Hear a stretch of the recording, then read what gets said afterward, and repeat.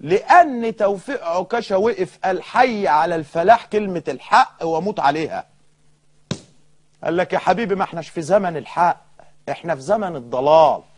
عايز تقول ضلال اهلا بيك في اي مكان، هتقول الحق والله في السماء ما هتدخل مكان ابدا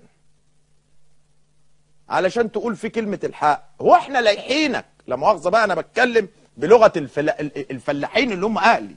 انا اتكلمت في البداية باللغة العربية الفصحى وكلمات دقيقة، واتحدى مقدم برامج في مصر وفي الامة العربية يدخل الدخلة اللي انا دخلتها في الحلقة دي في وزن كلمات مرتجلا.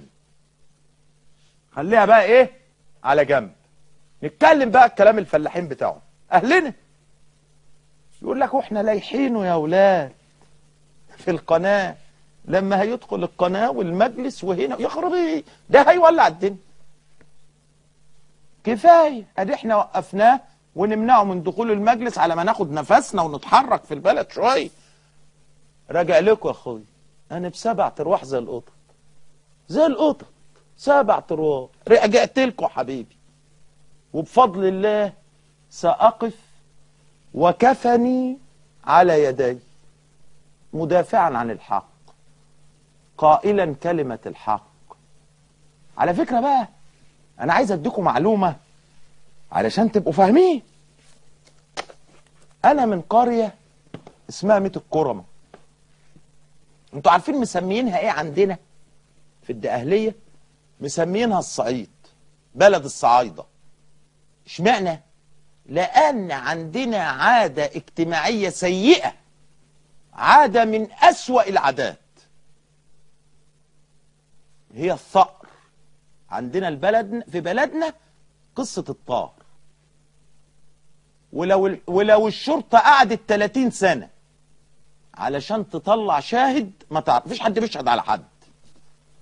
يقول لك الواد ابن فلان قتل الواد ابن فلان، اهل البلد عارفين مالناش دعوه. بعد 10-15 يوم يقول لك جماعة فلان خدوا طارهم من جماعة فلان. عادي، موضوع عادي جدا في البلد. تنزل الشرطة تقول لك مين اللي ضرب مين اللي شاء، ولا حد يقول لك ما نعرفش شفناش. زي الصعيد بالظبط، تيبيكال. دي البلد اللي انا منها. طب ليه انت بتقول الكلام ده؟ يعني اعرفكم ان الناس عندنا في البلد طبيعتنا ان احنا رجاله بنحط اكفنا على ايدينا لما بنبقى في الحق، رغم ان انا ضد هذه العادة الاجتماعية السيئة في بلدنا، وعملت كتير علشان اوقفها، ولكن ده تاريخ، ده ميراث من 300 سنة. فانا بقول لحضراتكم اهو لن نحيد عن الحق، وما تشهده مصر الآن